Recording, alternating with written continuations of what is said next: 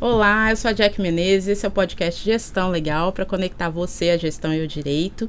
Hoje eu tenho dois convidados especialíssimos, que é o Rafael Schwartz. Dr. Rafael Schwartz está estreando com a gente como nova geração no podcast. E o Dr. Leonardo Ganho, já um advogado muito conhecido aí da galera do direito. Obrigado, E agradeço a presença de vocês, sem contar do nosso patrocinador, Estúdio Fábio Pirajá. O Fábio está ali. Obrigada. Gente, obrigada pela disposição de vocês estar aqui. A gente grava aos sábados, né? Eu sempre falo isso, sábado de manhã. E se você quer conhecer o Dr. Leonardo Ganho, vai assistindo aí, porque essa não vai ser a minha primeira pergunta, tá? Já vou começar com pergunta sobre gestão e direito. E Rafael também. Agora, vamos ver o que ele vai fazer aqui com esse bracinho. Depois a gente vai falar sobre esse bracinho dele quebrar também. Bom, doutor Leonardo, eu vou começar com uma pergunta de vestibular concurso. Vou explicar. Vou fazer uma introdução longa e vou dividir a pergunta em partes. Começamos bem. Vamos começar o seguinte. Eu vi que você fala que você dá mentoria para advogados terem alta performance, né? E há uns anos atrás, acho que lá nos inícios, virada do milênio, anos 2000, a gente começou com essa história de alta performance, né? Veio inteligência emocional, coaching e veio a alta performance. E até então, para se alcançar a alta performance, você tinha que, na sua área, seja atleta, ou trabalhador, ou estudante, você tinha que trabalhar, estudar ou treinar até a exaustão, né? Então, assim, pensar em alta performance já deixava a gente meio cansado. E hoje, há uns 5, 6 anos atrás, a gente vem vendo um movimento contrário e extremo, na minha opinião, que é, também, na minha visão, a glamorização do fracasso. Importante é tentar, importante é que você tentou. E o auge que eu ouvi a frase assim, e aí a gente vem com os jargões, né? Feito melhor que perfeito. E eu não sei se isso é da nova geração ou o que é. Então, minha primeira pergunta para você é, na sua área, o que é a alta performance? Viver em alta performance é você ter um equilíbrio na sua vida espiritual, emocional e na sua vida carnal. Na década de 2000, eu passei por esse momento, eu tive um problema na minha vida pessoal, muito grave, que abalou minhas estruturas, um problema dentro do meu casamento. E aí eu gosto muito de estudar, eu fui buscar solução na literatura. Foi quando eu encontrei o Dr. Augusto Cury falando de inteligência emocional, ali por volta de 2006, 2007. E aquilo abriu a minha mente, sabe? Abriu a minha mente. Ferramentas como música clássica, ferramentas como literatura, estilo de organização para o seu dia, você se conhecer, você ter momento de introspecção e organizar o seu dia de acordo com como você funciona melhor. Eu, por exemplo, sou uma pessoa que eu funciono bem de dia. Para mim, eu acordo 4:30 da manhã com facilidade e felicidade. Eu sou aquele cara que às 4:30 da manhã está com a xícara de café sorrindo. Só que às 9 da noite eu tenho que estar na cama. Quando eu passo das 9 da noite, eu tô emburrado. Eu já pareço aquele cachorrinho rabugento do desenho animado, sabe? Franzinha eu tenho que dormir. Então, eu identifiquei que eu funciono melhor assim. E aí, viver em alta performance é você aprender a dizer não para as tentações do mundo. É você aprender a ter uma vida espiritual priorizada acima de todos os outros. Você começou com uma oração aqui, eu adorei, porque Deus é o comandante da minha vida, Ele decide o que eu vou fazer.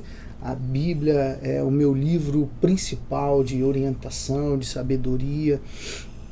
Tudo que eu vou fazer hoje, para a primeira pessoa que eu consulto é Deus. E aí, na sequência, com a vida espiritual priorizada, aí você vai partir para o seu controle emocional. Meditação, mentalização, organização do seu tempo para você poder estudar. E você vai estudar só direito, como é o meu caso aqui? Não, Pelo contrário, você vai estudar desenvolvimento pessoal, você vai estudar literatura, você vai estudar direito também, mas você tem que ter conhecimento de todas as áreas das ciências humanas, filosofia, sociologia, e se você, na verdade, souber um pouquinho de direito, não vai fazer mal. Sim. Sabe? Se souber um pouquinho de direito, não vai fazer mal. E eu demorei para abrir os olhos para isso, e demorei para evoluir nesse campo. A maior evolução mesmo veio quando eu mergulhei no Evangelho, quando eu me aprofundei no Evangelho a partir de 2017, 2018 para frente. Aí foi a maior revolução da minha vida. Essa é a pura verdade. E aí viver em alta performance, eu digo hoje que é aprender a dizer não para todas as oportunidades que vão te desviar do seu foco. Como a gente já usou um pouco do Evangelho, eu vou falar de Neemias. Quando Neemias volta para Israel, para Jerusalém, começa a reconstruir o muro, o que acontece? Ele começa a sofrer ataques. Diversas pessoas vêm até ele para tentar tirar o quê? O ultrafoco que ele tinha na construção do muro. Tanto que a reconstrução do muro de Jerusalém, até hoje tem gente que fica espantada com a velocidade que ele conseguiu fazer, que diz que hoje construtoras contemporâneas com toda a tecnologia não conseguiriam fazer a obra no tempo que ele fez. No tempo que ele fez.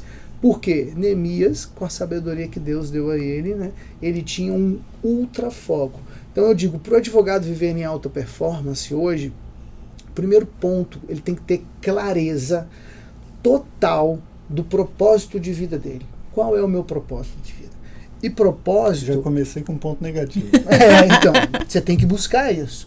E propósito, eu passei anos achando que o meu propósito era o quê?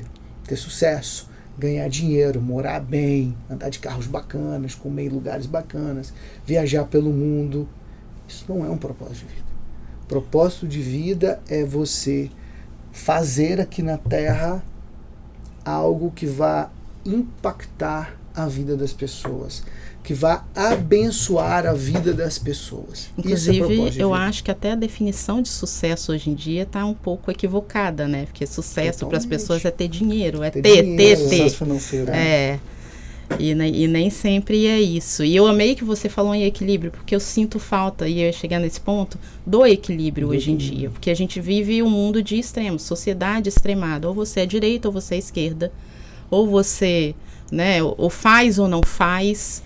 Ou você é ou não é. E eu gosto muito dessa palavra que você usou, que é o equilíbrio. E a Bíblia fala muito sobre isso, né? Tanto que esses dias a gente dá as dicas no final, qual é o livro? Indiquei a Bíblia, que eu acho que ela é isso. Prioritário. Eu falo muito para homens, né? Eu sou homem e eu enfrento uma dificuldade muito grande ainda, porque eu sou casado há 20 anos. Não que isso, o casamento seja uma dificuldade, pelo contrário, o casamento é bênção, mas viver casado é um desenvolvimento ali do casal, da pessoa. E eu sou pai de 3 mulheres. Eu tenho 3 filhas. Eu tenho 2. E a responsabilidade que eu tenho é de guiá-las no caminho de Deus, no caminho do Senhor. Eu costumo dizer que eu uso muito aquela analogia. Os filhos são flechas que Deus nos dá.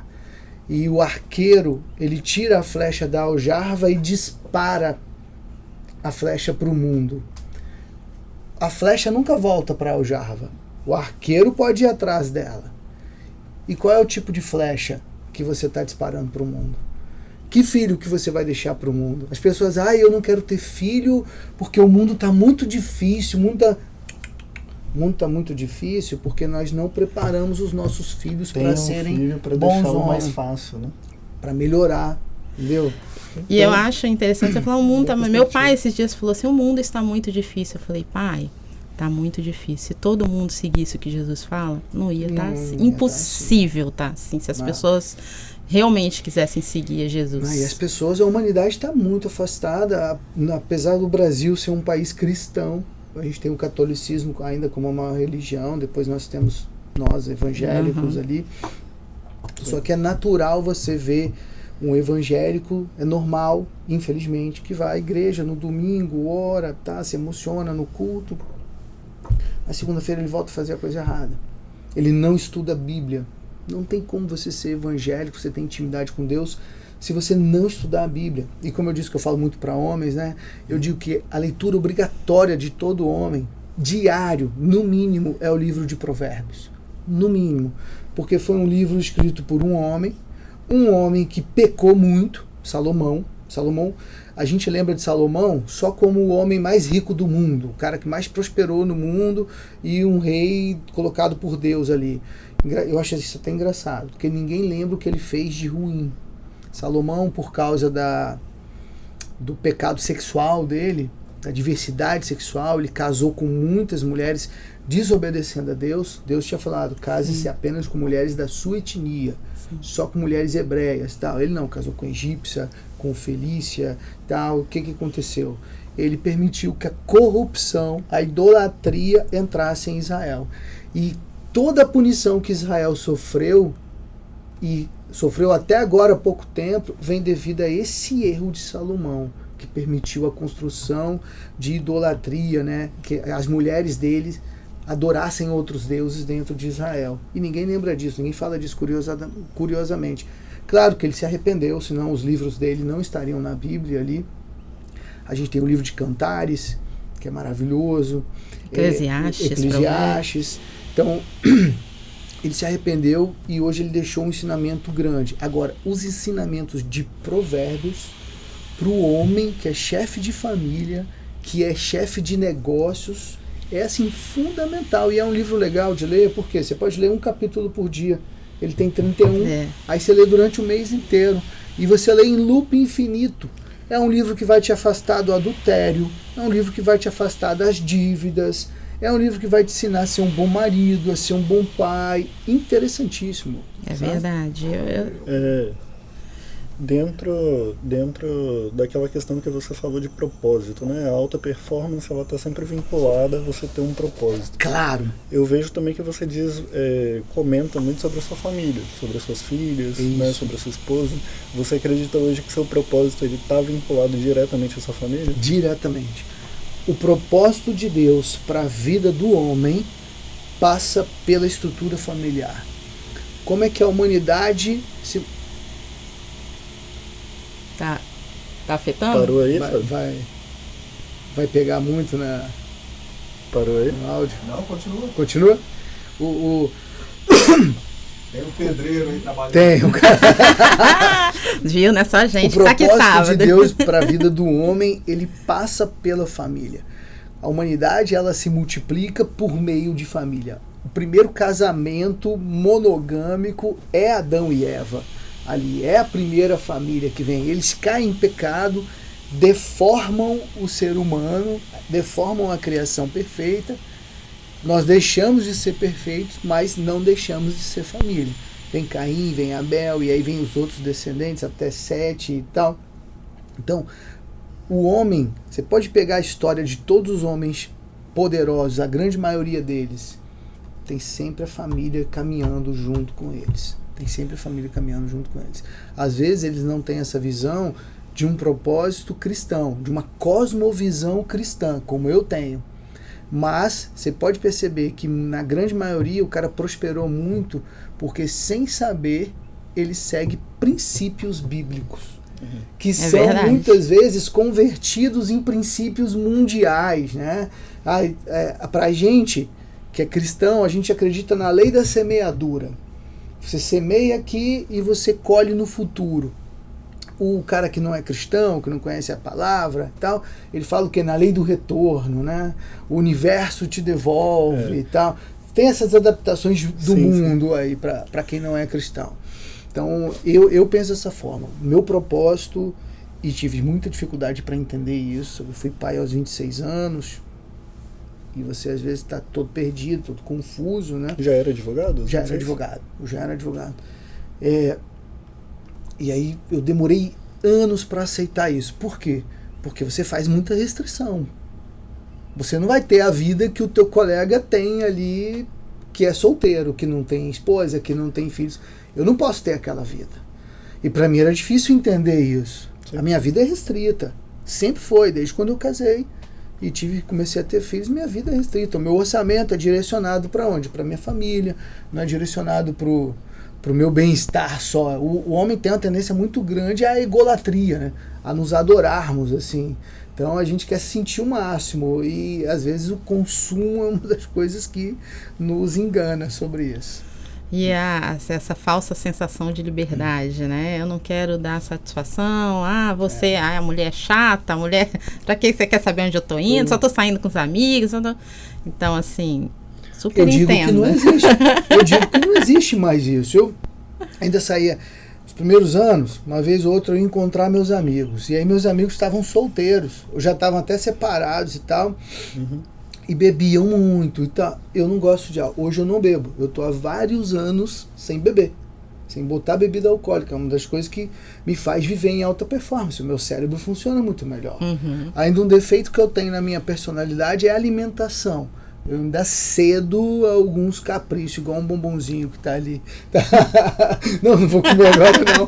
Mas eu vou tentando melhorar isso. Mas o álcool é uma coisa, eu nunca tive problema com álcool, mas eu extirpei da minha vida. Por quê? Eu quero dormir bem. Eu quero que meu cérebro funcione bem. Então bebida alcoólica eu não uso. E aí o que aconteceu? Eu me afastei dos meus amigos. Continuo amando, gosto deles e tal. Mas eu não vou pra beira do bar, não condiz. Eu que sou um cara casado há 20 anos, sou um advogado, sou líder de pessoas, ensino conteúdo, eu vou ficar em bar com um monte de homem bebendo ali. Pra mim isso não é confraternização. Pra mim isso não é confraternização, não é amizade, sabe? Então eu tomei essa decisão. Me faz falta? Não me faz falta. Essa conversa me lembra tão um pouco o livro Meditações, do Marco Aurélio, que ele traz essa questão o homem que ele busca realmente alta performance, que ele não chama de alta performance, né? Eu esqueci o termo correto que ele usa. Mas ele traz assim, o homem que ele busca a evolução, né, pessoal, ele tem que buscar viver uma vida livre de vícios. De vícios, Você não pode se viciar em nada. Nada. Nem no café. Porque o vício te destrói, né? Até os vícios lícitos. Gente, está acontecendo agora com os jogadores de futebol, que a gente está vendo esses jogadores de futebol que estão sofrendo na justiça, né? Sim. Esses jogadores são jogadores de altíssima performance. Física. Jogando nos mais altos escalões do futebol, ganhando milhões e milhões de euros e dólares, não é? O Gabigol agora, né? Um problema também. Não vi o problema dele. O problema do Gabigol vai ficar até ano que vem sem jogar por conta de um xixi que ele trocou no exame antidoping. Olha só. Ele colocou um xixi de outra pessoa no exame. E como é que o cara... Mas ele quer ir pra balada. Como é que um atleta de alta performance pode estar indo à balada? Não pode. Aí você me fez lembrar do exemplo do Cristiano Ronaldo. Você acha que o Cristiano Ronaldo está há tanto tempo no topo, por quê? Ele tem uma vida totalmente organizada, centrada. Lionel Messi. O David Beckham, né, que é um desses caras que ele é o pioneiro dessa geração e ganhou muito dinheiro. O Kaká só acabou se separando, né? O casamento dele acabou. O Beckham não, é casado até hoje e é um grande publicitário. Cristiano Ronaldo também. Cristiano Ronaldo também, alta performance. Exato. E é muito interessante, né, gente? Como eu sou a única menininha aqui, a gente tem que falar de futebol. Mas fica tranquilo que nessa eu tô com você. Eu já ia puxar aqui. No basquete, a gente tem o LeBron James. O LeBron, pra mim, também é um grande exemplo pra gente falar disso. De um homem que ele se preocupa com a questão da família e que ele traz essa perspectiva do seguinte. Ele, não sei se vocês já viram algum vídeo do LeBron, ele é um homem que ele nem se permite chegar perto de uma mulher.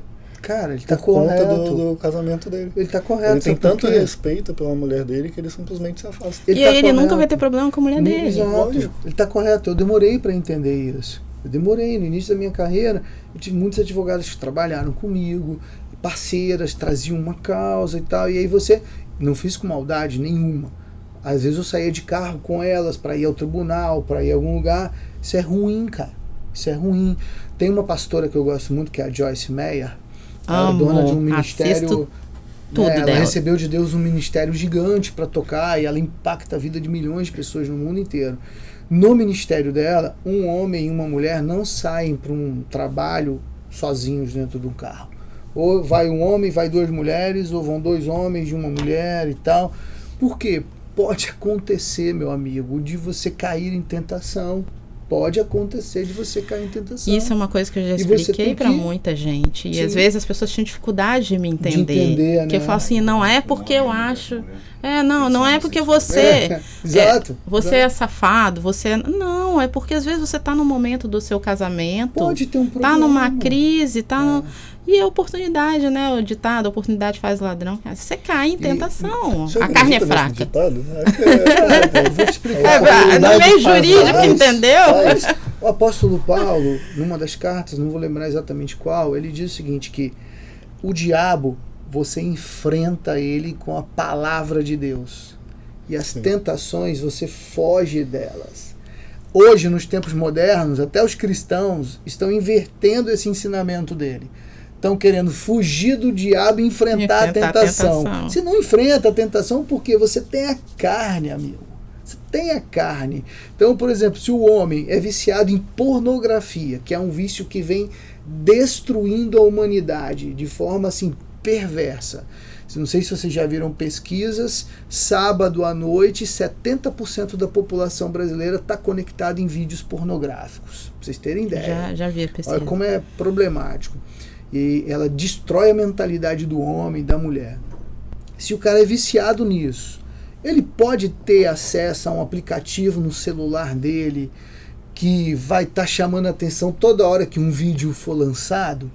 Não pode, você não pode ter nem instalado. Se você está viciado em rede social, você passa 5 horas do seu dia no Instagram, você pode ter o Instagram instalado no seu celular? Não pode, porque você vai sucumbir. Você é viciado em compras, você está todo endividado e quer sempre comprar. Você pode ter o aplicativo da Shein, da AliExpress instalado no seu... Cara, você tem que fugir dela. Eu sou viciado em Naridrim. O que é Naridrim?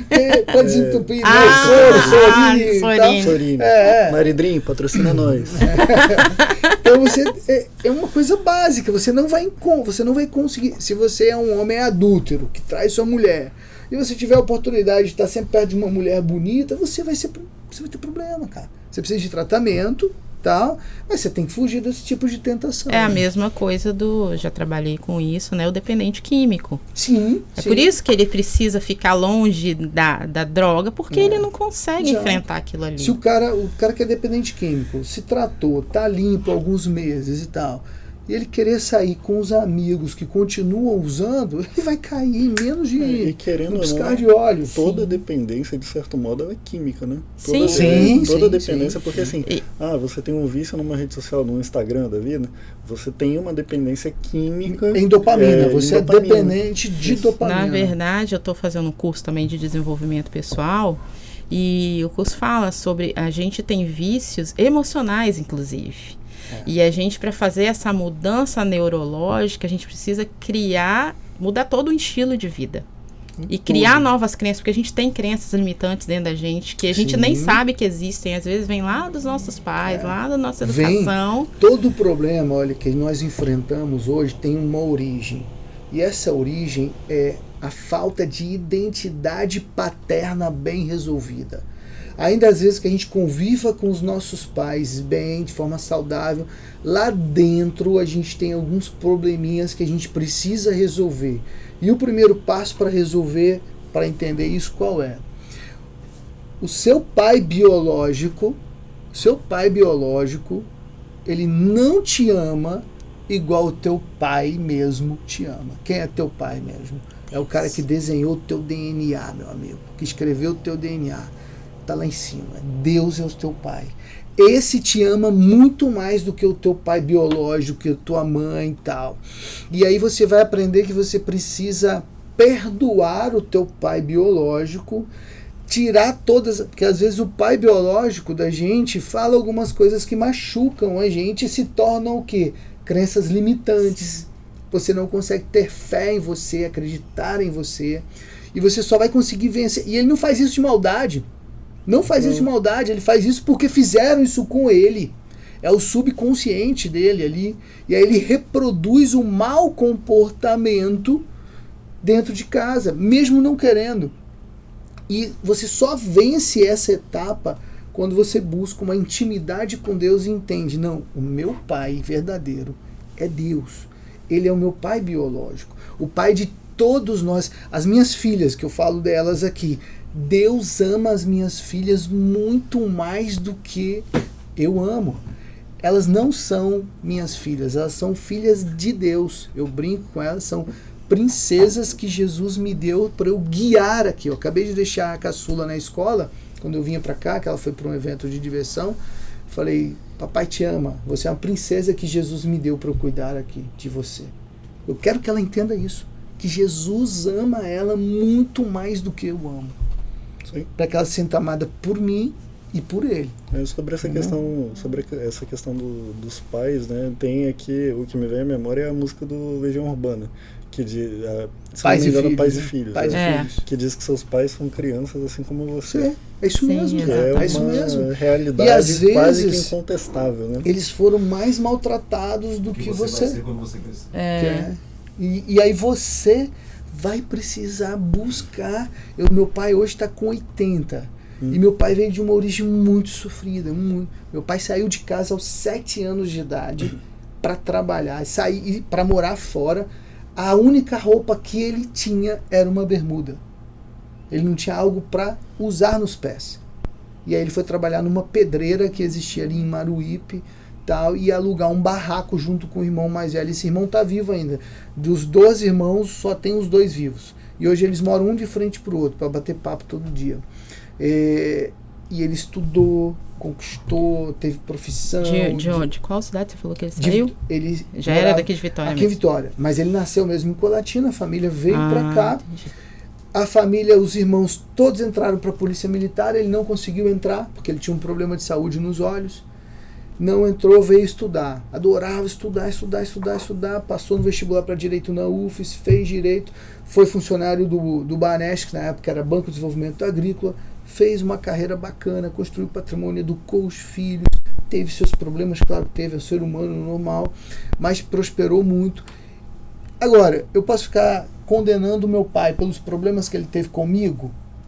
Não. Eu tenho que perdoar, entender que eram as limitações dele. Você pode, mas não é inteligente. Cara, não é algo talvez prático, seja até natural, né? Você ficar brigando, condenando, se afastar e tal.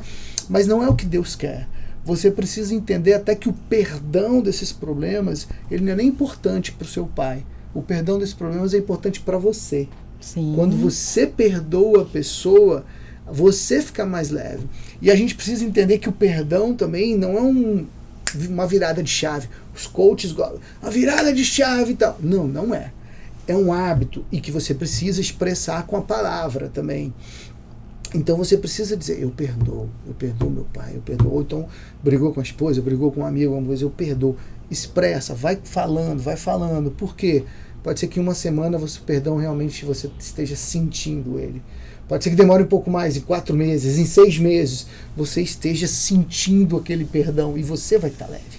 Você vai seguir em frente. Existe alguma fase do seu, assim, no decurso da sua advocacia? Porque seu pai também é advogado. Meu pai advogou 55 anos, É importante contextualizar. Existe alguma fase nesse decurso em que você perdoou o seu pai por alguma coisa profissional? Profissional, foi muito interessante a nossa vida profissional. Você atuava com ele? Eu atuava em paralelo a ele. Eu comecei dentro do escritório dele, ele me deu todas as oportunidades, mas ele não era um mentor, um professor. Não era. Mas ele foi sua inspiração para ser advogado? Foi a minha inspiração. A primeira vez que eu assisti o meu pai a trabalhar, eu tinha 7 anos de idade. Primeiro eu tinha assim, eu adorava ver o meu pai de manhã cedo vestindo terno. Sabe, eu lembro até hoje a figura dele no espelho amarrando a gravata. Tanto que eu aprendi a dar nó de gravata com 9 anos de idade, eu já sabia dar nó de gravata. Eu pegava as gravatas dele, enrolava mesmo e fazia um nó perfeito aos 9. Então aquilo me marcou. E aí eu perturbei tanto ele que ele me levou para assistir um julgamento no Tribunal do Júri Popular. Ele é criminalista também? Meu pai foi criminalista também. Um julgamento... José Maria Ramos Ganho. Famoso. Foi um grande advogado aqui no estado. Bem famoso. E aí eu fui com ele assistir um julgamento em Santa Teresa. Um caso extremamente interessante. A tese era uma legítima defesa. E, cara, quando eu ouvi o promotor de justiça falar e depois o assistente de acusação, eu fiquei com a raiva do meu pai muito grande. E a raiva se agravou porque, sentado do meu lado, tinha 2 moças loirinhas, uma devia ter 15 anos, a outra devia ter 11, chorando muito, e eu percebi que elas eram a filha da vítima. A vítima era um cara de 45 anos, grande, forte, com a complexão física, que estava agredindo fisicamente 2 pessoas. Um pai que já tinha uns 66 anos de idade e um filho que tinha uns 30 e poucos anos. Uma briga, um conflito que virou um conflito intenso, físico, com muita porrada, soco e tal. E quando o agressor estava em cima do idoso, do pai ali, o filho pegou um revólver e deu 2 tiros nas costas dele, a queima-roupa, e matou ele.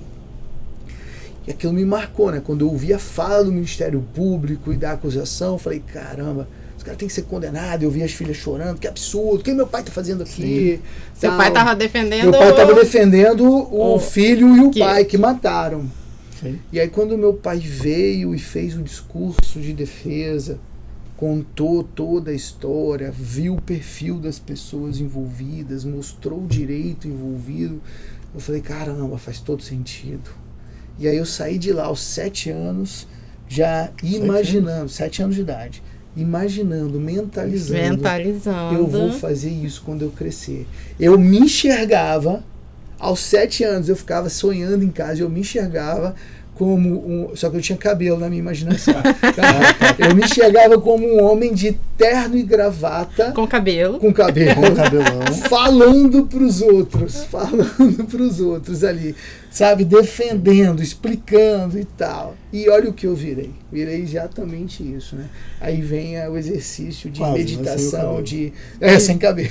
De mentalização. Mentalização, e que nesse curso também fala. E eu tava outro dia conversando com o Fábio aqui sobre esse negócio da lei da atração. Eu falei, gente, lei da atração, ela existe. É igual a lei da gravidade. Claro.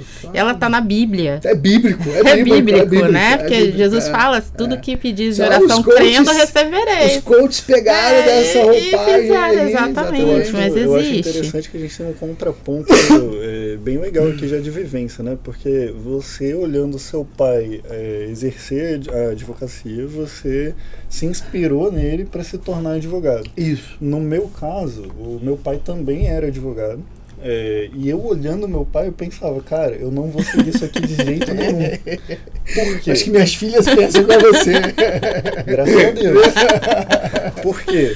Porque vendo ele exercendo a advocacia, qual era a perspectiva que eu tinha, né? Acho que até por conta dessa divergência de ideias. Não é nem de ideias, é da vida dos nossos pais, talvez. Porque Sim. A sua perspectiva era seu pai acordando cedo, colocando terno, deveria ser o quê? Um homem mais regrado, mais sentado. Meu pai não era um cara meu pai não bebia e tal, não era o meu já era um cara que, assim, ele tocava a vida dele ali, mas quando dava um problema ele ia resolver, entendeu? Então ele não era o cara de acordar todo dia cedinho, colocar o terno certinho. E você sabe que no mundo da advocacia, principalmente a criminal, a grande maioria dos advogados são desregrados, tá? Gostam da noite, gostam de bebida, eles brincam, advogado criminalista o dia só começa depois das 10. E eu ia perguntar, é por isso que o tribunal só começa a trabalhar depois do meio-dia? Faz sentido? É uma boa... Não é. Infelizmente isso é um problema grave que nós temos no Espírito Santo, um problema de gestão. É só aqui no estado, então? Só que você vai a São Paulo, Rio de Janeiro, Bahia, o pessoal fala mal da Bahia, mas a justiça baiana funciona muito bem. Você chega lá... 8 horas da manhã, o fórum juiz já tá lá na aberta, entendeu? 8 horas da manhã. É um problema que a OAB tinha que começar a discutir com o CNJ, com o tribunal. Tem que ter, pelo menos 9 horas da manhã tem que estar aberto e fechar às 18 ou 19 horas para garantir trabalho. Os juízes, esse expediente de 1 às 6 é um problema grave. Eu trabalho de casa pela parte da manhã. Me convença, me prove disso. Não tem como fiscalizar. Não tem como fiscalizar. Né? É o único estado da nação que ainda funciona assim. Eu achei que era assim no Brasil inteiro, gente. Não. São Paulo, 8 horas da manhã você entra no fórum. 8h15 você já está lá dentro. Já está na audiência, já está... Tem o horário de almoço, volta. Rio de Janeiro, a mesma coisa, o bicho pega já. Se você quiser estar no fórum 8h15 da manhã, você está, entendeu? Como é que eu sei que eu estou contratando um advogado de alta performance? De alta performance, difícil saber. Difícil. Ali na consulta a gente consegue identificar pela fala. Na consulta você vai conseguir identificar. No estilo de atendimento. Hoje o grande diferencial, ainda mais na minha área criminal, que eu tenho, é justamente o atendimento personalizado que eu dou às pessoas, que eu dou aos meus clientes. Eu estudo profundamente o processo. Eu tenho, às vezes, um processo de maturação assim que eu levo 3 dias para dissecar um processo inteiro. Eu estudo, reestudo, e quando eu sento ou com quem vai me contratar, com o réu que está sendo processado, ou com a família. Hoje mesmo, às 11h30, eu vou sentar com uma família. Vai ser a primeira conversa, um pai e uma mãe que o filho está processado. Será que vai? E aí, estou até preocupado que eu tenho que pegar minha filha às 11h, mas senão eu peço minha esposa para pegar aqui. Eu vou sentar com eles, e aí eu vou ouvir, vou anotar, vou dissecar por meio de perguntas. Eu costumo defender que a arte de fazer perguntas, ela é fundamental para você ter sucesso. Para você ter sucesso em todos os campos da sua vida. No seu conflito no casamento, no seu conflito profissional, no projeto que você vai desenvolver, aprenda a fazer perguntas. É uma arte que a gente tem que dominar. Né? A gente tem que dominar. O Augusto Cury fala muito sobre isso. E aprenda até para você entender as pessoas, para você compreender as pessoas, aprenda a fazer. Primeira pergunta que você faz: quem é essa pessoa? Da onde ela vem? Da onde ela vem? Qual é o ambiente que ela nasceu, cresceu, onde ela estudou, quem são os pais dela, da onde ela vem? Tudo aonde isso a segunda, o melhor atendimento. Para você entender o ser humano que você vai trabalhar. A segunda pergunta: aonde ela está hoje? Quem é ela hoje? O que ela faz todos os dias? Profissionalmente, o que ela faz como mãe, como mulher, como esposa e tal. Que aí você vai entender onde ela está. E para onde ela vai? Qual é o seu projeto de futuro? Para onde você caminha? Com essas 3 perguntas, você vai ter uma noção de quem é aquele ser humano que está ali com você. Isso não é só para contratação, não, tá? Isso é para quem vai trabalhar com você, quem você vai conviver num projeto. Faça essas perguntas para as pessoas, faça essas perguntas para você mesmo, se entender. Cara, eu estou com os problemas, eu estou super endividado, ou então eu estou viciado em pornografia, ou em álcool e tal. Quem sou eu? Da onde eu vim? Aonde eu nasci? Quem eram os meus pais? Como eu fui tratado? Onde eu estudei e tal? Isso é um processo de reflexão, de interiorização que a gente precisa ter. E o mundo não quer deixar você ter. O mundo quer que você acorde, tome um café preto e tal, e corra logo para resolver o problema. Por quê? Você entra num estágio que nós chamamos de piloto automático. Sim. Problema, faz. E você para de pensar. Você para de meditar nas coisas. Tanto que o Napoleão Hill, vocês já ouviram esse cara? Sim. Esse cara marcou o século passado com tudo que ele desenvolveu, mas o primeiro grande livro dele, que é resultado de 25 anos de estudo da performance dos homens mais ricos do mundo. O nome do livro é Pense e Enriqueça.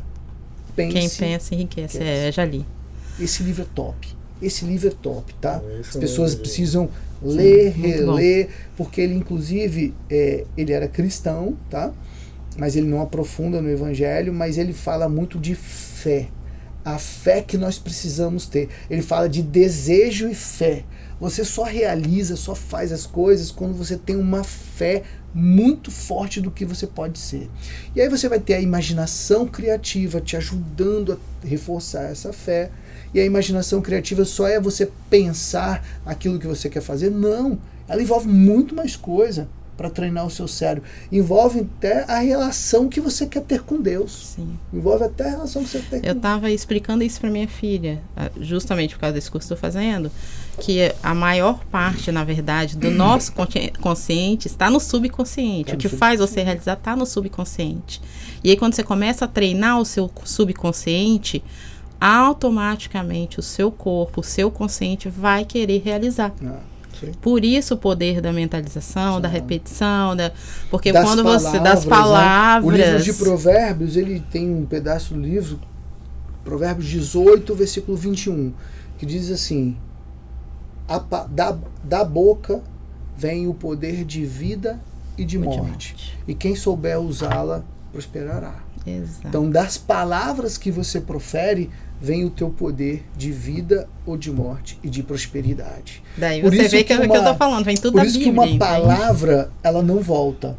E por isso que às vezes a gente como pai, às vezes nossos pais não tiveram esse cuidado, e às vezes a gente como pai repete o mau comportamento deles. Quando a gente chama um filho de idiota, que não vem dizer que nenhum pai nunca fez isso, se dizer tá mentindo, quando você fica com raiva e tal, ou você é burro, ou você é idiota, a gente está reproduzindo um mau comportamento, a gente fere o nosso filho de forma terrível. Entendeu? A gente não tem como noção. A gente foi ferido. É. A palavra proferida, ela não volta mais. E aí você vai ter que pedir perdão, vai ter que ter essa habilidade de entender isso. E o perdão vai demorar um pouco para vir, entendeu? Sobre essa questão da vida e da morte, uma vez conversando com um professor em sala de aula, você deve conhecer ele, Dr. Anderson Burke. Claro. Conversando com ele uma vez, ele me trouxe a ideia de que eu nunca tinha parado para pensar, né, que é de que o advogado, ele atua na sociedade como um médico, no sentido de que ele também lida com a vida. E aí ele trouxe essa questão assim, específica para o direito criminal também. Porque assim, a gente sabe, né? Se você pegar ali um processo de família, se você pegar um processo civil, se você pegar um processo trabalhista, você está lidando com a vida das pessoas, de certo modo. Sempre. Mas em um processo criminal, isso é mais intenso. Isso tem um peso diferente, né? E o Dr. Anderson, uma vez, ele fez essa comparação para mim de que um médico, ele pode salvar muitas vidas, mas um advogado, ele pode salvar a vida do próprio médico. O médico, inclusive, pode também salvar a vida do próprio advogado, é claro. Então, assim, como pesos equiparados na sociedade, né? Sem dúvida, o advogado criminalista, o advogado de família também, tá? Mas o advogado criminalista que lida ali com aqueles dramas de prisão, de morte, ele tem uma importância muito grande. É uma profissão totalmente diferente das outras, porque ela exige inteligência emocional. Eu falo muito inteligência emocional, porque às vezes eu ainda fico um pouco receoso de falar muito da espiritual. Mas exige, quando você entende ainda que exige muita inteligência espiritual, desenvolvimento espiritual, e eu falo desenvolvimento mesmo, porque a tua vida espiritual ela pode ser desenvolvida, cara, aí você vai atender o seu cliente muito melhor. Você vai ter resultados muito melhores. Você vai viver de verdade em alta performance. E propósito, performance, não é algo que é uma virada de chave no dia seguinte você está vivendo. Não é. É processo. É caminhada. O teu propósito de vida pode mudar. Você pode entender que ele é outra coisa no andar da sua caminhada, tá? Agora, sempre muito maior do que você imagina. Porque quando Deus fez a sua vida, ele pensou, antes de fazer a sua vida, ele pensou no propósito. Ele teve o propósito, aí ele vem e cria você para cumprir aquele propósito.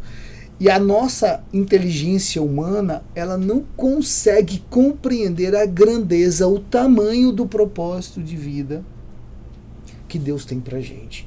E o que acontece? O mundo, ele é governado por outra pessoa, ele não é governado por Deus ainda. O reino dos céus já está aqui. Só que só vive ele quem busca viver. O governo é de outro cara. O mundo não quer que você descubra isso.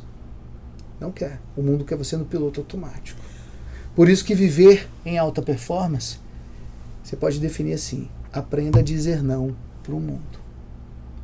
Vai viver de forma totalmente diferente. O mundo está aqui nessa direção, você vai estar passando em outra. totalmente oposto. Eu vou mais profundo ainda. Quando a gente descobre que a gente não é daqui. Isso. Esses dias Um me louvor que perguntaram, diz né, Fábio? É. Não, esses dias o Fábio me perguntou assim, até quando você quer... O Fábio e a Carla, até quando você quer viver? Eu falei, 65. Eu falei, não, eu já pedi a Deus 65. Até lá eu acho que as minhas filhas já casaram, já têm seus filhos, já estão... E eu posso voltar para casa. Por que tão pouco? Eu falei, você já viu como é que é o céu? Tem um louvor que diz, né? Eu não sou daqui. Tá? Agora, assim, pensa também que Deus pode querer você muito tempo aqui para cumprir um propósito dele. Aí eu não tenho como... Eu faço uma comparação de Charles Spurgeon. argumentar. Charles Spurgeon foi um pregador inglês que, e até hoje o apelido dele é o príncipe dos pregadores. Ele enchia a igreja dele com 11 mil pessoas para ouvi-lo. Pregações maravilhosas, pentecostais. E ele morreu aos 56 anos de idade. Por quê? Mesmo sendo cristão e tal, ele gostava de fumar charuto e tomar conhaque. E comia bem, ele era gordinho. Então a saúde dele não era boa, ele morreu jovem. C.S. Lewis, que cuidava da saúde, você vê uma foto, até pode não parecer, morreu com 91 anos de idade. Billy Graham também, né? Billy Graham. Aí você falou, melhor exemplo. Billy Graham morreu com 104 anos ou 102. Olha a quantidade de vidas que ele impactou. São milhões de pessoas convertidas. Desde a rainha da Inglaterra. Ele foi o pastor mais importante de todos. Os últimos 10 presidentes americanos, 8 ou 9 presidentes americanos, se consultavam com o cara. Sim. Então, olha a quantidade de vidas que esse cara impactou, porque cuidou da saúde e teve longevidade. Diretamente, né? Entendeu? Sim. Consultou, ele se cuidou na alimentação, fazia uma atividade física, tinha disciplina. A longevidade dele, a quantidade de benefícios que ele entregou para o reino de Deus, de almas que ele salvou para o reino de Deus. Eu confesso que eu só entendi a importância de eu me cuidar recentemente. Não só por saúde ou por estética, mas porque meu corpo é templo do Espírito Santo. Onde que o Espírito Santo quer viver? Onde que ele habita? É difícil.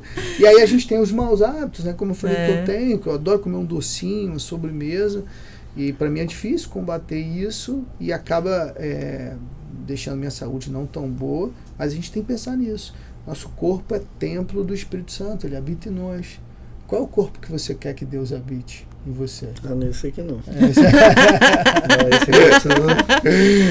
Mas doutor Leonardo, como é que você faz para fazer, né, a gestão de personalidades tão diferentes da mentoria, da cursos de oratória? Hoje, como é que você identifica as personalidades e faz essa gestão? Assim, o curso ele é programado para atende todo mundo, ou às vezes você tem que fazer, você está vendo que o público é um pouco diferente, você tem que fazer alguma alteração? Hoje a gente tem um conteúdo, os cursos, eles têm um aspecto bem direcionado para a atuação, para a prática do advogado dentro do meio jurídico. E aí, então nós temos temas que são bem específicos, mas que em todos eles eu trabalho o desenvolvimento humano.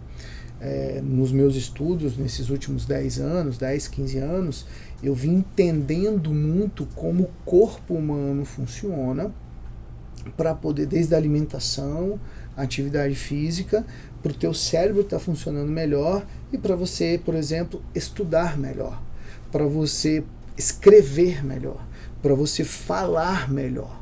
Então, dentro dos cursos, de acordo com eles, eu ensino essas dicas, eu venho trazendo essas, eu chamo muito de ferramentas para você estar funcionando melhor. Por exemplo, hoje à tarde eu vou estar em Guarapari falando de debates orais. Meu pai me ligando aqui, desculpa, pai. Debates orais. E uma das questões que eu ensino muito quando você vai para o tribunal do júri é a alimentação. A alimentação. Por quê? Se você exagerar na sua alimentação no tribunal do júri, vou te dar um exemplo, e é uma grande armadilha para o advogado e para o promotor. Se você, na hora do almoço, os debates vão ser à tarde, se você na hora do almoço exagerar no consumo de carboidratos, o que vai acontecer com o teu cérebro? O açúcar, ele age aonde? Ele age no mesmo campo da dopamina, no mesmo campo do cérebro onde se consome a dopamina. Então, quando você toma uma dose pequena de dopamina, você fica animadinho. Você tem vontade de fazer as coisas. Mas quando a dose é grande, você fica letárgico. E quando o efeito dessa dose passa, você cai para um índice menor do que você estava antes de consumir. O que vai acontecer? Você vai ficar ansioso, desequilibrado, procurando um alimento novo para te dar aquele pico de dopamina. Você vai perder a sua capacidade de concentração total. E às vezes alguns almoços no tribunal do júri, além de ter muito feijão, arroz, às vezes macarrão. Eu ia perguntar isso, a feijoada, nem pensar. Não, feijoada, nem pensar, nem pensar. Ainda tem uma armadilha. Armadilha é o quê? Um pudim de leite gostoso e tal. E aí você que vai ali para aquele ambiente, não, você vai comer o quê? Uma salada de legumes leves, folhas e um bife, uma carne, um frango, o que tiver ali. Você vai se alimentar de forma leve. Por quê? Pouco carboidrato no corpo, pouco açúcar no corpo, seu cérebro vai estar num estado alerta, você vai estar focado. De manhã, antes de ir, uma alimentação leve, um café da manhã com proteína também e pouco carboidrato, se puder ser um carboidrato natural ainda de uma fruta, uma banana, uma maçã ali, pode ser até um pouquinho mais, a banana e a maçã junto com o ovo, para você ir com a mente leve. Leve, por quê? Você precisa estar alerta o tempo inteiro, acompanhar a produção da prova, estar atento no que o promotor vai falar. Você tem que estar igual uma águia quando vai caçar. Ultrafoco de Neemias para reconstruir a muralha.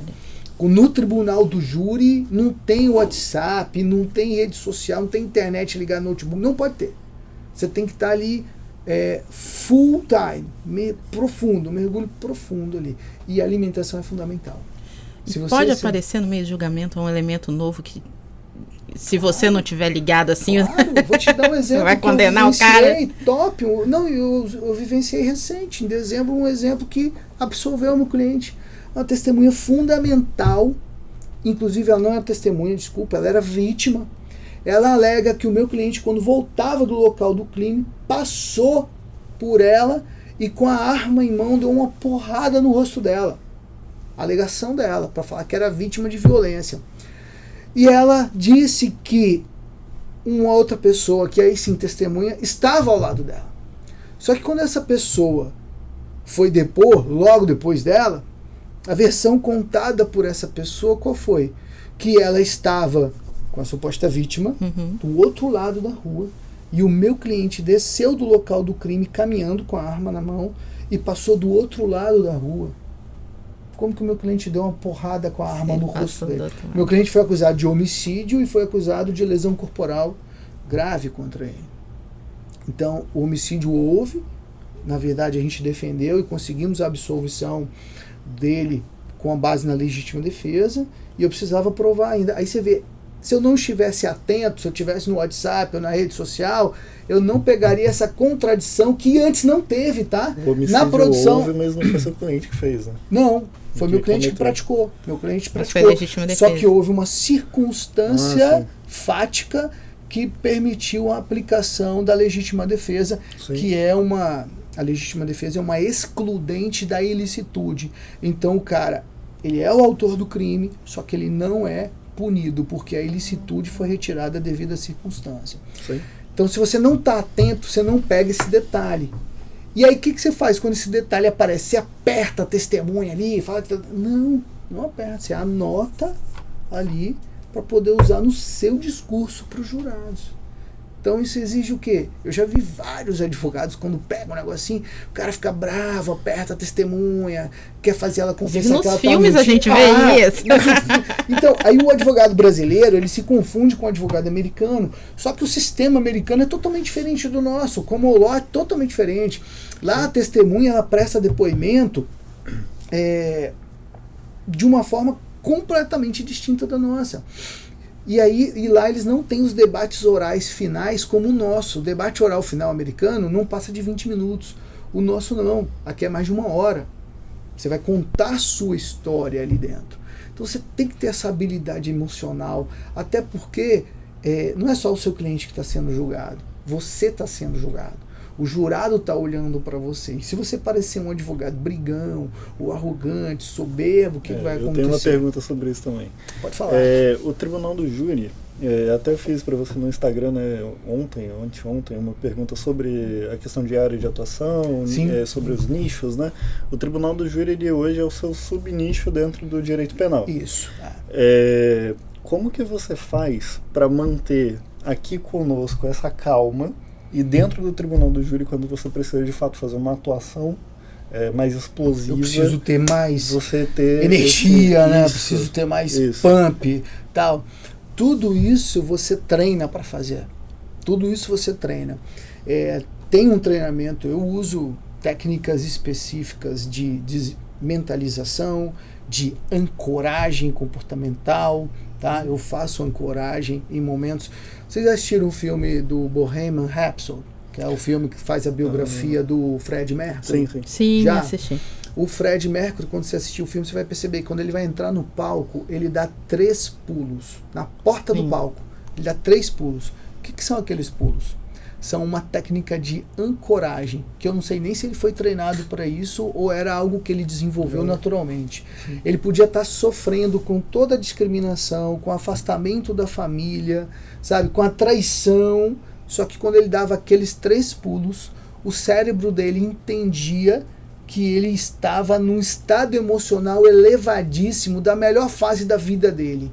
E aí ele entrava no palco e fazia aquela performance, que é uma alta performance, né? O Fred Mercury no palco, cá entre nós. Eu gosto muito da música do Queen, e assistir aquele filme, assistir os vídeos dele no YouTube, é sensacional ver aquele cara cantando. Você deve gostar também, não sei se você conhece, um filme chamado Splish Splash. Sim, já vi. Esse eu não vi ainda. Conta a relação de um professor, né, de música com um aluno. Exato. Bom. E isso. você tem até vários outros filmes com essa pegada, né? Existem muitos filmes legais, mas esse do Fred eu uso para falar de ancoragem, porque eu uso a minha ancoragem para, na hora que eu vou entrar pro discurso, elevar o meu estado emocional. E aí não sei se você assistiu no YouTube, você já viu meu canal no YouTube? Já vi. Esse último vídeo do dia 18 tá lá. E aí realmente, até no Instagram tem alguns trechos ali que a gente usou. Realmente, tem momentos que parece que não sou eu. As pessoas vão confundir. Por isso a pergunta, porque você dentro de uma atuação, às vezes você está explosivo, às vezes até meio artístico, né? Porque tem certas coisas que ele encena, ele faz, por exemplo, ele tá demonstrando como que aconteceu um crime, ele vai e ele abaixa, ele demonstra como é que foi a queda. Isso até chocou muitos advogados que foram meus alunos, e eu explico, é uma prova fundamental para você ler a cena do crime. É qual a prova? É o laudo de exame cadavérico. Nesse júri eu fiz isso. Eu estudo o laudo de exame cadavérico e uso a descrição do laudo, como as lesões aconteceram, para reconstruir a cena. É meio Dexter estudando o sangue, né, na parede. Isso é legal. E a galera hoje... Dexter? Claro. E hoje a galera não tem muito essa pegada. Isso é uma pegada que eu desenvolvi por conta... Eu sempre gostei de investigação criminal, dessas questões de entender. Eu sempre pego um caso, eu vou no laudo de exame cadavérico, eu vou no laudo de microcomparação balística, eu tenho que entender de arma de fogo, eu tenho que entender da anatomia do corpo humano. Isso vai fazer toda a diferença para poder reconstruir. Doutor, já que você falou... Fica à vontade, Fábio. Por que as pessoas hoje em dia estão tão interessadas em investigação criminal? Nunca houve tanto interesse como hoje, né? Cara, sempre houve. O crime, ele é um fato dentro da humanidade que sempre existiu e sempre chamou atenção. Isso é incrível. O ato de investigação, ele sempre chamou muita atenção, sempre. Tanto que a gente tem assim um investimento pesado em polícias a vida inteira. Os seres humanos, as grandes nações, então, Inglaterra, Estados Unidos, ali na Europa, Itália, Espanha, sempre investiram muito em investigação, sempre. A questão hoje, Fábio, é que a mídia chegou com força, né? A Netflix, a HBO, tal, e contar essas histórias. Você vê, eu até quase fiz uma brincadeira quando você falou, olha, eu vou por partes aqui e tal. Do Jack. O advogado criminalista fala isso, né? Vamos por partes, igual o Jack o Estripador. Você vê, o Jack é uma história da onde? Do século XVIII, na Inglaterra. 19, né? Então, sempre chamou atenção. A gente vai bom ter um historiador presente. Gente, né? Então, a gente vai ter... o ser humano gosta de investigar. A gente tem personagens como Sherlock Holmes, sabe? Já existiam outros detetives. São sempre histórias que fazem sucesso. Chamam a atenção. O crime mexe com a gente. Mexe com a gente, mexe com o emocional, mexe com a inteligência. Você começa até a questionar a nossa humanidade. Alguns crimes você começa a se questionar. O que você acha do viver indireto que ocorre após o cometimento de um crime? Por exemplo, a gente tem o caso da Suzane von Richthofen, que ela foi condenada ali, já cumpriu o tempo dela de prisão. Já cumpriu, né? Já saiu também. Na verdade, ela já é mãe incondicional, eu acho. Acho que ela foi pro exatamente mesmo. Ela dela. Casou com um médico. Casou, sim. Já nasceu. Já nasceu até? Já nasceu. A pergunta ela não é nem direcionada à questão da soltura dela, é direcionada à questão da dramatização do fato que é dramático, mas em prol da comercialização desse fato. Por exemplo, dos filmes, dos livros. Foram feitos, né? Ela praticamente virou uma subcelebridade, né? Tanto que as pessoas querem saber. Eu fiquei sabendo que nasceu porque estava em todos os jornais, que ela saiu, que ela estava grávida, que ela estava namorando, que nasceu a criança. Só que uma celebridade difícil de viver, né? Ela se tornou uma leprosa social, né? O crime que ela cometeu um crime muito grave, sem dúvida. Agora, a gente não pensa nisso, né? Que a pessoa um dia vai sair da cadeia. A gente do sistema de justiça criminal e a sociedade, a gente não pensa que um dia a pessoa volta. E aí a gente não desenvolve uma sociedade para recebê-la. Sim. E nós não conseguimos mudar nossos corações para recebê-la. Eu não sei como que ela vem. Mas você é a favor da prisão perpétua ou da pena de morte? Não, sou totalmente contra. Totalmente contra a pena de morte e a prisão perpétua. Acho que nenhum criminalista é a Sou favor, totalmente né? contra, nem por causa do direito criminal, não. Eu fico pensando porque eu posso cometer um crime tão ruim quanto o dela. Como é que eu quero ser tratado? Mas a pessoa que ela matou foi condenada à pena de morte, né? Foi, sem dúvida. A pessoa que ela matou foi condenada à pena de morte, foi assassinada. Agora tem um problema. Ela matou por quê? Da onde a Suzane vem? O que aconteceu com ela para ela chegar a esse ponto? Sabe? Não estou dizendo que é para ela ser absolvida, mas ela ser punida e ela poder voltar. Sim. E nós, quanto seres humanos aqui no Brasil, nossa legislação, a gente decidiu não ter pena de morte. A gente decidiu ter essa misericórdia. Sabe? Não deveria supostamente existir nenhuma sanção de caráter perpétuo, né? Isso. A gente tem, infelizmente, a gente tem a sanção de caráter perpétuo, que é a sanção social, da visão social. A realidade acabou para ela, né? Isso. Eu lembro daquele caso daquele cara que matou a Daniela Pérez, era Guilherme de Pádua. Guilherme de Pádua, parece que ele até morreu recentemente. Infartou, sim. Por conta do documentário. Ah, ele se matou? Não, ele essa infartou, história? Fábio. Eu Infartou. Infartou? E Eu acho que ele não aguentou. ele parece que se tornou até advogado depois, estudou direito e tentou Estudou advogar. direito, mas ele estava na igreja da Lagoinha. Ele virou pastor. Ó. Então, mas o cara viveu excluído, cara. Sim. Ilusão social. Você já foi confundido com um pastor de igreja? Já. Alguma vez? Muita gente me chama de pastor, eu tomo posse. Não tem problema nenhum, né? Não. Você acha que o evangélico é meio que discriminado? O evangélico é discriminado? Em alguns né? momentos, há um preconceito? Há um preconceito, mas aí o cara se vai sofrer com isso ou não, eu Acho que no sofro. métier do direito a coisa fica estranha, fica não? O pessoal não é meio preconceituoso? Fica. O direito tem muito da academia. O direito é muito mundano, não é? Tem muito da. O direito ele se baseia na ciência humanística. Na ciência humanística. E a academia jurídica, né, as pessoas que estudam, os pesquisadores, fazem mestrado, doutorado, eles não gostam de misturar com religião. Eu misturo e eu quero enfrentar isso porque eu sinto que o meu propósito de vida é transformar o sistema de justiça criminal por meio do reino de Deus. Amém.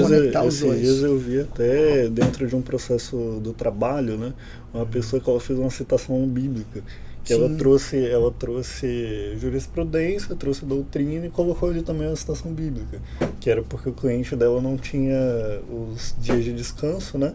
E tem uma citação na Bíblia que fala do sétimo dia de descanso, a pessoa colocou no processo. Assim, particularmente, eu acho que a Bíblia ela não deveria ser usada como instrumento para fundamentar o direito. Para fundamentar o direito.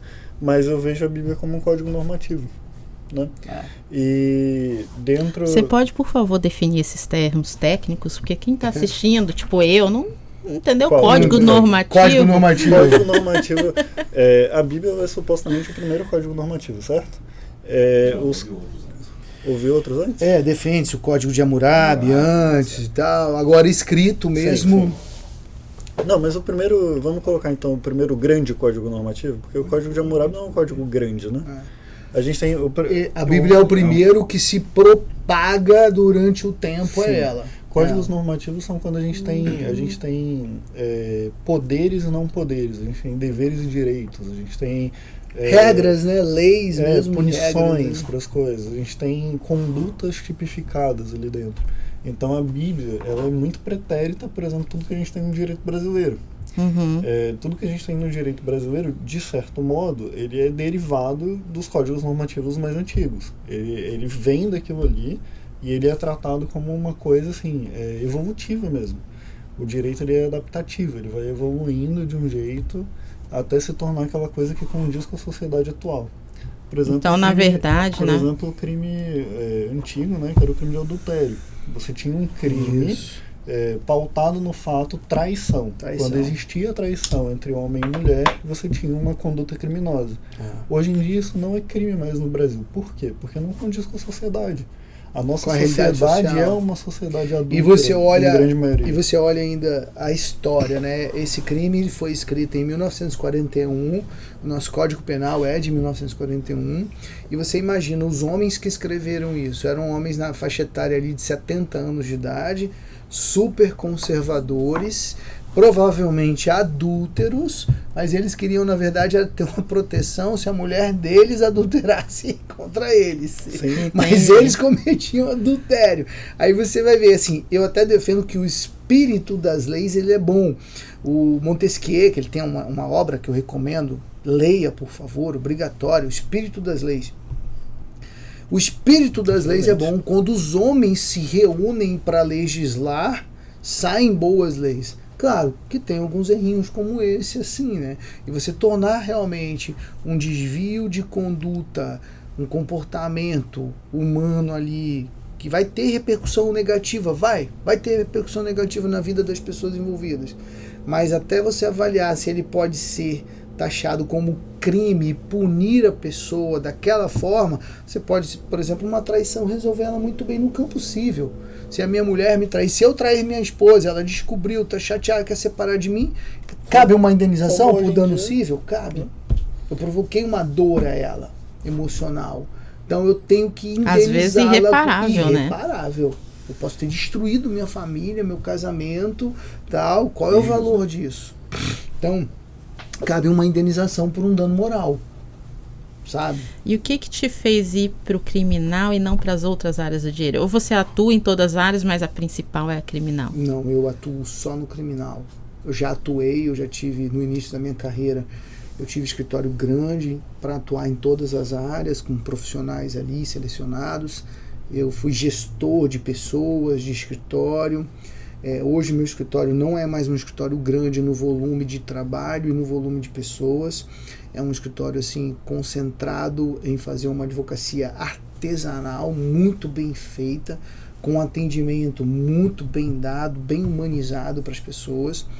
Mas o que me fez ir para o direito criminal, cara, talvez essa sedução para entender, essa vontade de entender e ajudar o ser humano que está sendo discriminado ali. que está sendo atacado ali. Ainda que ele seja um criminoso, eu sempre senti vontade de estar ao lado dele. Tanto que hoje é comum você ver advogados com discurso assim: olha, eu não defendo o criminoso, eu defendo o direito, eu defendo a lei. Porque eu penso diferente. Eu defendo a lei, eu defendo o direito, agora eu defendo o ser humano. Eu tô com o ser humano. Tanto que durante um júri eu vou lá, eu abraço meu cliente, eu boto a mão no ombro dele quando ele é atacado. Eu defendo o ser humano. Eu não defendo o crime que ele cometeu, mas o ser humano eu tô ali para defendê-lo. Eu tô ali para defendê-lo, sabe por quê? Porque a gente precisa de apoio em tudo. E se eu cometer um crime, eu não posso dizer que eu nunca vou matar alguém. Eu não sei como vou reagir se alguém tentar estuprar minha filha, a minha esposa. Eu não sei como vou reagir se alguém tentar me agredir na rua, um maluco. E se eu matar uma pessoa, como eu quero ser tratado pelo advogado que vai estar ao meu lado? Se o meu filho, se a minha filha matar alguém dirigindo um carro, se ela cometer um erro, Deus me livre e guarde, mas se ela cometer um erro de sair com um carro, beber e matar uma pessoa, como eu quero que a minha filha seja tratada? Eu quero que ela seja impune? Não, eu vou estar do lado dela, mas eu quero que ela tenha um advogado que a defenda. Porque você só tem equilíbrio na balança da justiça quando você tem uma acusação forte, que é natural, você tem um promotor ali com sangue nos olhos, e um advogado de defesa bom também, sabe? Que se dedique. Não, você colocou um bom ponto, que eu estava falando sobre isso, engraçado, ontem com a minha filha. Eu falei assim, se eu tivesse numa posição, o cara vem pra me matar, eu não sei se eu ia querer me defender. Mas se fosse com você, e aí? Eu ia te defender. Então eu mataria por você, não mataria por mim talvez, porque eu não quero levar sangue por ser cristã. E aí eu acho estranho também quando o cristão fala, né, mataram um CPF a menos, mataram um ladrão, mataram não sei o que, e eu fico assim, bandido bom é bandido morto. A gente precisa ter bandido, muito. Né? Até você ser o bandido. E é o que você falou muito no começo, né? A gente não sabe a origem daquela pessoa. E não é que a gente está aqui fazendo apologia ao crime, nada disso. Não. Mas é o que você falou, é a humanização. Né? Porque todos nós somos humanos, todos nós estamos sujeitos a um erro. Então fala para mim, quem é o Leonardo Ganho? O Leonardo Ganho é um homem independente que, aliás, só depende de Deus, integralmente de Deus, para viver.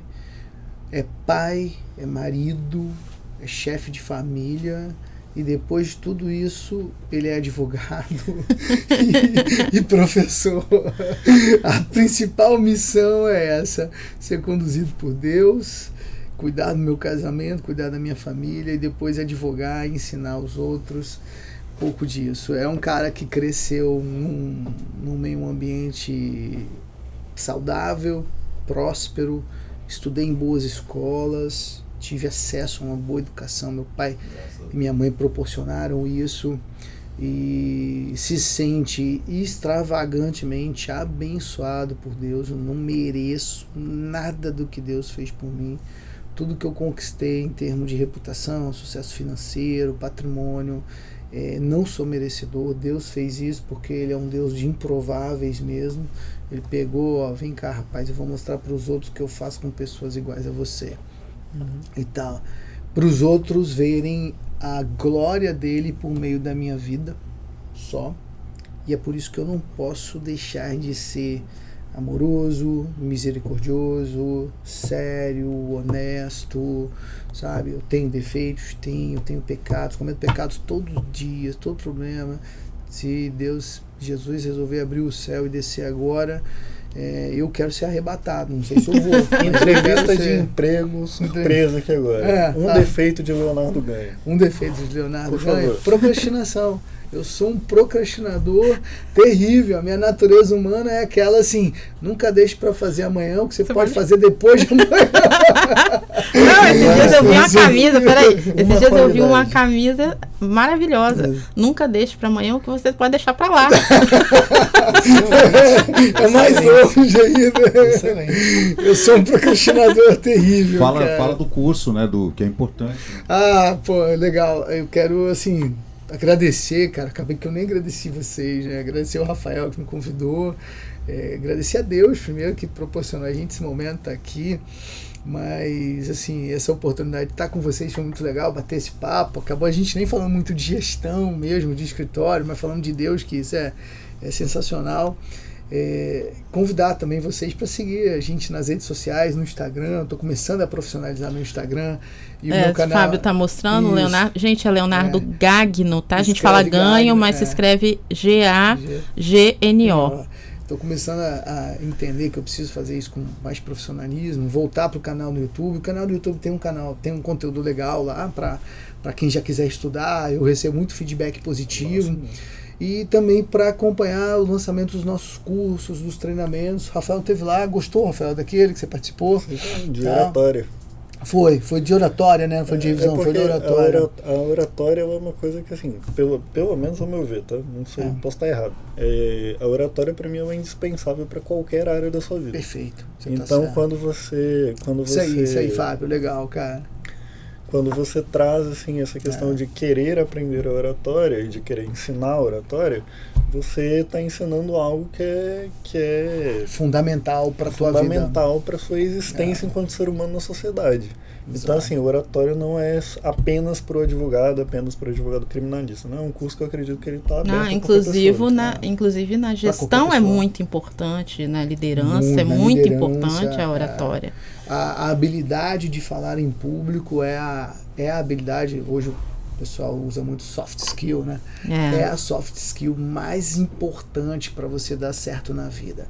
Eu gosto de fazer uma analogia e contar a história do Steve Jobs, apesar de eu não gostar, não simpatizar com a figura dele, mas ele construiu a empresa mais valiosa do planeta. A Apple vale mais de 3 trilhões de dólares hoje. E 76% do tempo do Steve Jobs de trabalho era dedicado a construir o discurso que ele executava uma vez no ano, que era o discurso que ele fazia para lançar iPhone. Os produtos da Apple. Ali, aquela feira que ele fazia em São Francisco e tal, que quem gosta ainda de coisas da Apple fica fascinado, aguarda aquele dia como se fosse o maior dia da vida da pessoa, né? Então, para você ver como é importante. E quando você falava de Apple, talvez a geração mais nova não vai lembrar dele, que ele já morreu tem um tempinho. Mas quando você falava de Apple, é impossível você não lembrar de Steve Jobs. Não lembrar de Steve Jobs. É impossível você não lembrar de Steve Jobs. Era igual falar da Microsoft e não lembrar de Bill Gates. E aí você vai para o mundo da política, para o mundo dos negócios. Você pega aí o discurso do Barack Obama. Se você botar no YouTube e assistir aquele discurso que fez ele ganhar a primeira eleição, o Yes, We Can, você termina todo arrepiado, cara, com o discurso do cara. Você vê a capacidade de desenvolver emoção na gente que o cara tem. E tem técnica para isso. Ao contrário do que as pessoas pensam, né? A oratória é um dom. Né? É um dom. Você nasceu, você consegue. Eu não consigo fazer isso. Consegue. Tem técnica para você desenvolver. Tudo você treina, né? Tudo você treina. Para você desenvolver essa habilidade. Cara, e que é a habilidade que vai te alavancar, vai te impulsionar para o mundo do trabalho, dos negócios, sua vida pessoal, tudo. Vai mudar a sua vida. Então é a primeira habilidade que você, em qualquer coisa que você for fazer, tem que desenvolver. Sua capacidade de falar em público, sua capacidade de se comunicar bem. Vá atrás, faça isso. Isso tudo você ensina no curso. Nós temos um treinamento para isso. A gente tem um treinamento específico, é muito voltado para advogados. A minha esposa, que coordena essa área, ela já me cobrou que eu aperfeiçoe esse conteúdo para empresários, empreendedores. Eu ia te perguntar isso, você não tem abrir um pouco o leque? Eu vou abrir o leque. E chamar a gente, me chamar para fazer? É um conteúdo que a gente pode trazer para todo mundo, para todo profissional liberal, empresário que for, porque realmente são ferramentas que eu conheci elas e eu apliquei elas na minha vida. e funcionaram. Você vai ver que sem falsa modéstia eu tenho uma habilidadezinha para falar. Perceptível. No YouTube tem alguns discursos e funciona, cara. Funciona. Abre as portas pra gente. Olha, eu quero agradecer a Deus pela sua presença e vou confessar Obrigado. o meu pecado, porque eu tive preconceito quando a Carla falou assim, eu falei assim, advogado, cara, eu vou lidar com mais um advogado. Advogado é chato, Tem fala muito muito. advogado, né? E aí eu olhei você falando com aquela calma nos seus vídeos no Instagram. Aí eu falei assim, Carla, eu não tenho nem inspiração. O que eu vou perguntar? Ela me mandou 10 perguntas, eu não fiz nenhuma daquela me mandou. Tem alguma que você quer fazer? Quer Não, falar? não. Fica tranquilo com o tempo. Até porque Porque eu tô preocupada com o tempo. Minha esposa já foi buscar. Minha esposa já Mas foi você tem a buscar. reunião 11h30. Tem 11h30, Eu falei, é. aí, tipo assim, eu não queria encerrar agora.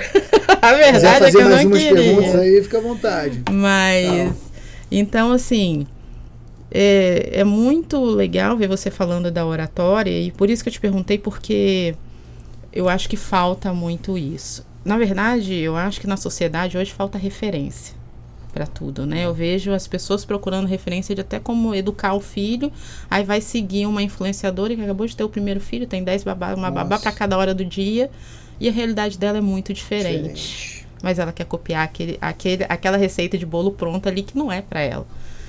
Entendeu? E você acha que existe muito isso, e essa transformação que você quer fazer nas pessoas começa por esse curso? Começa. Essa é a porta de entrada. Essa é a porta de entrada. Eu começo o curso até trazendo versículos bíblicos, eu fundamento ele todo em versículos bíblicos. Eu comecei muito com a questão humanística, que foi essa questão que me trouxe para esses estudos, mas depois eu entendi que é na Bíblia que tem todos esses ensinamentos. Mas é uma porta de entrada para o mundo do desenvolvimento pessoal fantástico esse curso. Esse curso aí, esse trabalho de desenvolvimento da habilidade de falar em público, é sensacional, muda a vida das pessoas. Se você pega tudo aquilo e começa a aplicar, você vai ver como sua vida... Eu recebo feedbacks direto de colegas que fizeram e viram para mim, cara, hoje eu estudei usando música clássica, que é uma ferramenta, usando música clássica para poder provocar um foco profundo no que eu estava fazendo. Isso é muito bom. Que é uma ferramenta. O quê?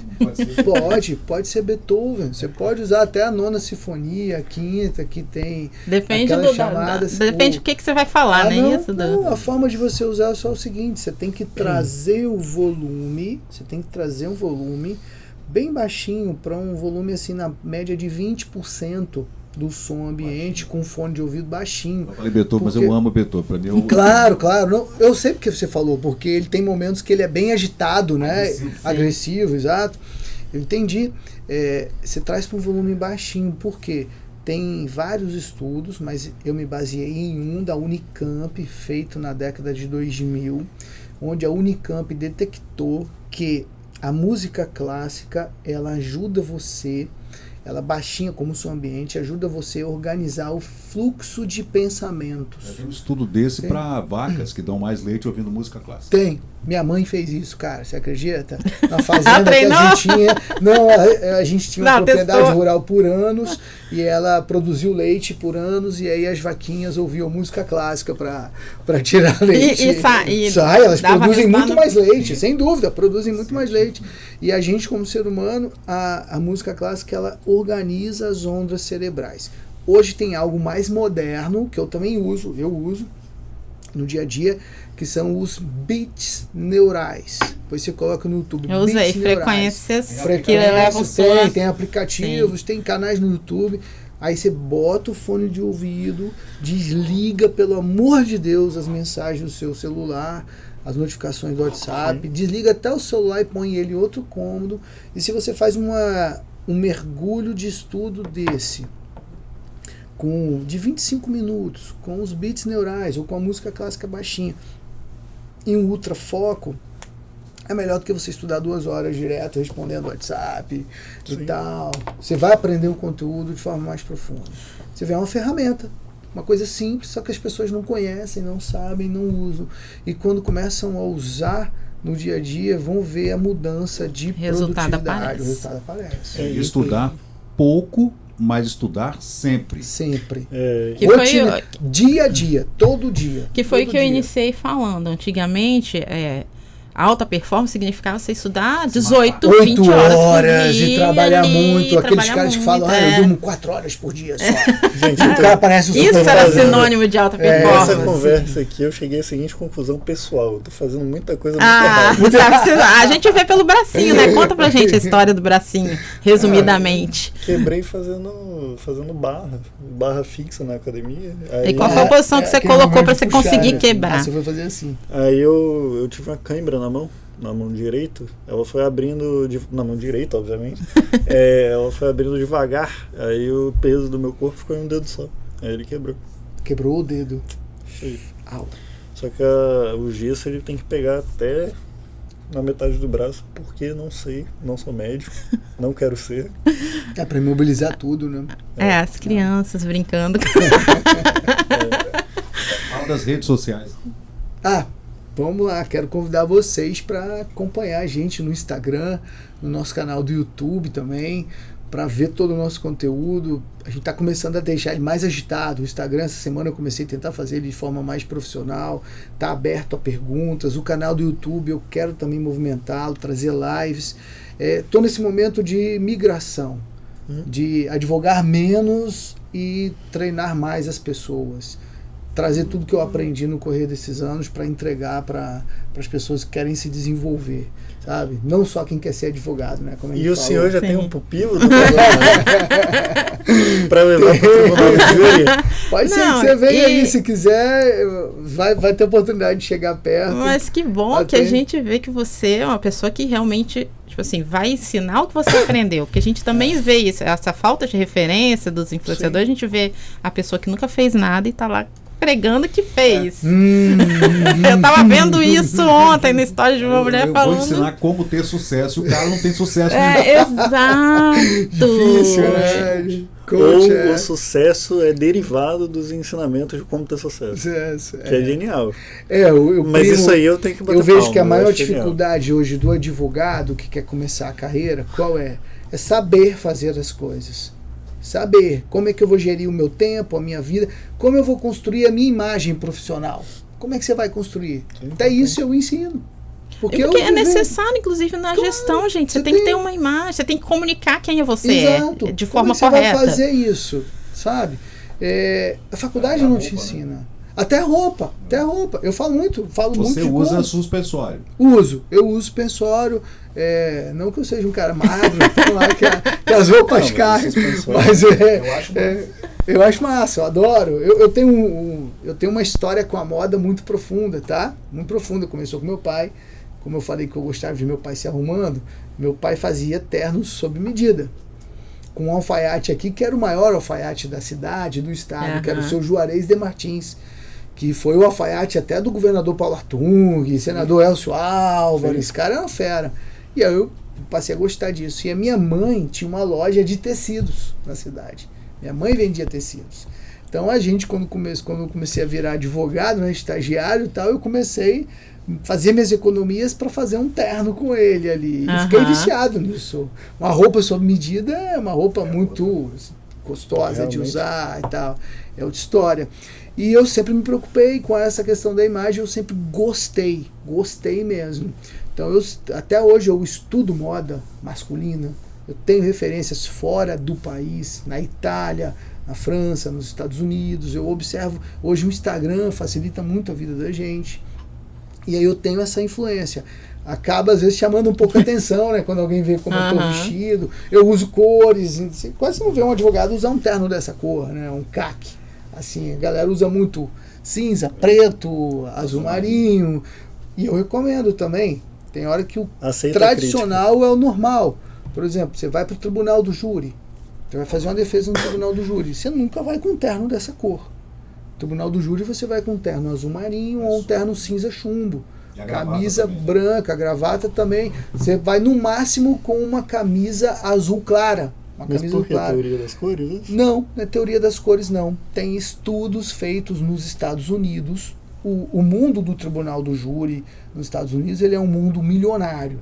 Por quê? Poucos casos vão ao tribunal do júri, mas às vezes você tem casos cíveis que geram indenizações de 100 milhões de dólares, de 200 milhões de dólares. E aí você tem estudos empresas especializadas em estudar o jurado, comportamento do jurado, como o advogado, orientar o advogado. E esses estudos detectaram, por exemplo, que 95% dos advogados mais bem-sucedidos perante as defesas orais no tribunal do júri usam ternos azul marinho, camisas brancas e gravatas azuis. Eu tô olhando aqui meu celular porque eu escrevi uma apostila de liderança, eu tenho que lançar esse curso ainda, eu tô procrastinando. E aí tem 2 frases que eu ponho justamente falando de marketing pessoal. A primeira é da Coco Chanel, a segunda, na verdade. Se uma pessoa se veste mal, você nota suas roupas. Mas se ela se veste bem, você nota a pessoa. A pessoa, é isso mesmo. E aí, na sequência, vem o terno cinza chumbo, com camisa branca, tá? E da camisa, na sequência, a camisa azul marinho, azul clara, assim, você pode usar. Agora, um terno desse, que tem uma cor mais chamativa, tal, um terno branco, tal, por favor, não use, cara. Pro tribunal do júri, não. Nós precisamos aprender o seguinte, nós precisamos ser intencionais em tudo. Ah, você prosperou, ficou rico, tem uma Mercedes e um Rolex. Não vá para o tribunal do júri na sua Mercedes e no seu Rolex. Por quê? As pesquisas mostram que os jurados não gostam de advogados que parecem não é o tipo de coisa que você gostaria de que fosse notado. Os jurados não gostam de pessoas super bem-sucedidas. Que estão ostentando, na verdade. O jurado geralmente é uma pessoa comum. Ele vai ter simpatia por um advogado comum. O cara tá com a roupa normal. Entendeu? A gravata vermelha, ela é um as, né? Todo presidente do mundo, quando vai fazer um discurso à nação, ele usa a gravata vermelha. Experimenta fazer depende teste. muito da nação, né, Fábio? Estados Unidos usa muito. Depende muito do presidente também. Donald Trump sempre usou a gravata vermelha ali como esse as dele. O Biden já não usa. Você vê o presidente francês, o Macron, não usa. O Macron usa quase sempre azul marinho e um cinza. É porque assim, Fábio, essas pessoas... O quê? Você sabe se o Milley usa gravata, Piraja? Milley usa gravata. Ele não usa muito bem, não. Já vi uns discursos recentes, fui ver. É porque normalmente essas pessoas de sucesso, elas têm alguém por trás, tem um consultor. Claro, tá. Então, o consultor vai indicar que aquela pessoa utilize a vestimenta dela de forma a comunicar quem ela é, ou o que ela quer comunicar naquele momento. Nos Estados Unidos, por exemplo, tem uma facilidade ainda, e para o Trump favorece muito, qual é? As cores da bandeira americana são azul, branco e vermelho. Você vai ver que o Trump está sempre de terno azul marinho, camisa branca e gravata vermelha, no máximo uma laranja ali. Isso traz uma noção de que uma mensagem patriotismo, uma mensagem subliminar de patriotismo. É aquela coisa do subconsciente, né? Parece que o cara está vestido com a bandeira do país dele. No Brasil não vai ficar legal. Não dá. Mas eu já vi gente fazendo, tá? Mas você quer ver uma gravata amarela. Uma combinação legal para o Brasil, o Lula volta e meia usa um terno azul marinho, uma camisa branca e uma gravata amarela, ou verde, tal, para o político brasileiro. Traz a mensagem subliminar que você está com de patriotismo, entendeu? Doutor Leonardo, a gente tem aqui no final do podcast, a gente pede para a pessoa dar a dica, a gente fala de dica valendo e dica nada a ver. Dica nada a ver é aquela dica... Carla dá muito, torça pro Flamengo. Apesar de eu ser flamenguista. É aquela coisa que você não pensou, não teve tempo, te peguei de surpresa. A dica valenda, você já deu muitas aqui, né? Não sei se você tem alguma coisa que você quer passar, que você acha que as pessoas precisam saber. E uma dica de filme ou livro também. A dica valendo, que é essencial, é busque ao Senhor antes de todas as coisas. Como é que você vai começar essa busca? Você vai começar com o estudo da palavra, o estudo da Bíblia. Ah, tem preconceito e tal. Vai estudar a Bíblia. Vai estudar, vai ver a origem dela, como ela foi formada, tal. E estude os textos bíblicos profundamente. Você vai ver como isso vai transformar a sua vida de forma intensa. E aí, na sequência, busque clareza de propósito. Busque isso. Lute por isso. Medite sobre isso o tempo inteiro, para que você não arrume um emprego só por arrumar, para que você não vá atrás só da sua subsistência. Você só vai prosperar na vida quando você tiver essa clareza. E pense que o propósito vem para impactar a vida das pessoas, para abençoar pessoas, para ensinar o que é realmente importante. Isso é fundamental. A Bíblia, Deus, e isso inclusive vai te ajudar a ter clareza, identidade, ativar sua identidade e identificar o seu propósito de vida. Agora Aí uma você tem dica a vida. mais... Rafa, a Uma dica de dica filme mais- ou livro. Uma dica de filme, cara, eu tava sonhando até com filmes hoje, olha que interessante, né? Cheguei de viagem ontem, já fazia reunião, cheguei à noite. Assista os filmes, vou te dar vou falar O Júri.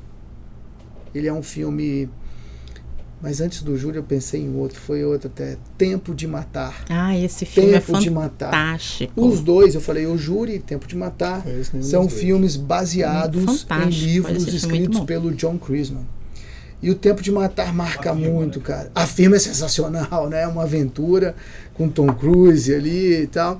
Mas o Tempo de Matar me marca muito porque é um crime de homicídio onde um pai negro, o Samuel Lee Jackson, Sim.